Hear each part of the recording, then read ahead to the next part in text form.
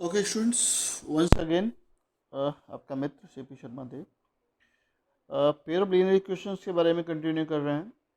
Graphical and geometrical solution for this equations. Actually we have that equations a1x b1/c1, ये आपने पढ़ लिया है, ये सारी कहानी आप जानते हैं। These are the linear equation standard form है। स्टैंडर्ड फॉर्म में इक्वल टू में जीरो होगा दोनों इक्वेशंस में। ग्राफिकल मेथड का तरीका क्या है, बहुत एक छोटी सी बात है, इसमें बता के मैं ख़त्म करूँगा। आपको क्या करना है, take both equation one by one. आपके लिए मैंने लिखा भी है, आप पढ़ें उसे ध्यान से। वन बाई वन लेना है, यानी पहले इक्वेशन को वन को लेना है, उसके बाद में दूसरी को लेना है। And find three solution for each equation. पहली इक्वेशन को लेने के बाद तीन सॉल्यूशन निकालने हैं, यानी एक्स और वाई की रेस्पेक्टिव वैल्यूज निकालनी है। एक्स की वैल्यूज के लिए वाई की रेस्पेक्टिव वैल्यू, और वाई के लिए एक्स के लिए। Plot these points on the graph paper. दोनों की इक्वेशन की तीन तीन वैल्यू निकल आएंगे। थ्री वैल्यूज के लिए मैं इसलिए कह रहा हूँ, ग्राफ तो हम दो से ड्रॉ कर सकते हैं, लेकिन तीन से कन्फर्म अगर आपकी स्ट्रेट लाइन आ रही है तो यू आर करेक्ट। ठीक है, तो तीन से आपकी गलती का भी आइडिया लग जाता है कि आपने गलती की है या नहीं। तो plot these points on the graph paper to obtain the straight line. Find the solution as discussed earlier. पहले हम बता चुके हैं सॉल्यूशन कैसे फाइंड करना होता है। कभी कभी ये equations pair of linear equation है। Without solving equations we can examine their solution as they have. हम ये जानकारी कर सकते हैं कि इनके सॉल्यूशंस कितने हैं। वन सॉल्यूशन है, टू सॉल्यूशंस हैं या नहीं है।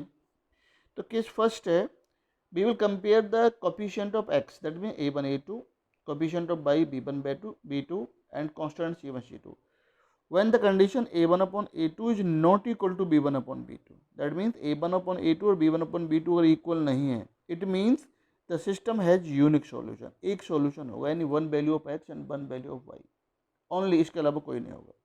The system is set to be consistent with unique solution. Unique solution के साथ सिस्टम को कंसिस्टेंट कहा जाता है। Consistent means we have the solution, इधर it is one solution. Okay, case second लें।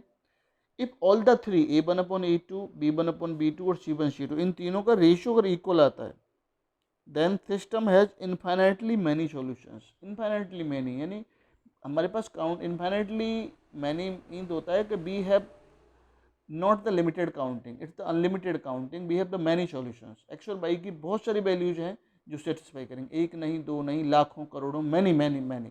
We can't end them, that's why we use infinitely many solution. जब solution है तो मैं कहते हैं system is consistent with many solution.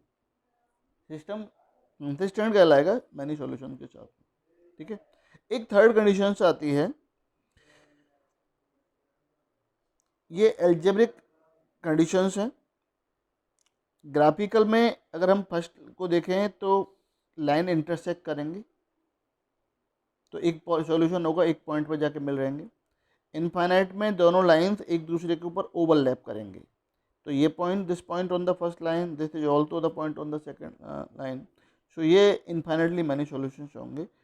और when a one upon when we compare a one upon a two, b one upon b two and c one upon c two, जब हम इसको तीनों को कंपेयर करें तो if a one, if when a1 upon a2 equal to b1 upon b2 but not equal to c1 upon c2, तो हम यहाँ देखते हैं कि conditions system has no solution. इस तरह की लाइंस आती हैं, यानी पैरेलल लाइंस आती हैं। पैरेलल लाइंस होती हैं, इस तरह की कंडीशन होती है, a1 b1 a2 b2 c1 c2 इनमें। तो जब पैरेलल लाइंस होती हैं तो ये दोनों एक दूसरे के पैरेलल हैं, साथ साथ तो चलते हैं लेकिन कहीं मिलते नहीं हैं। It means they do not compromise at any point. इसका this point lies on the second line but not satisfy the first line, this point satisfy this line but not the other line.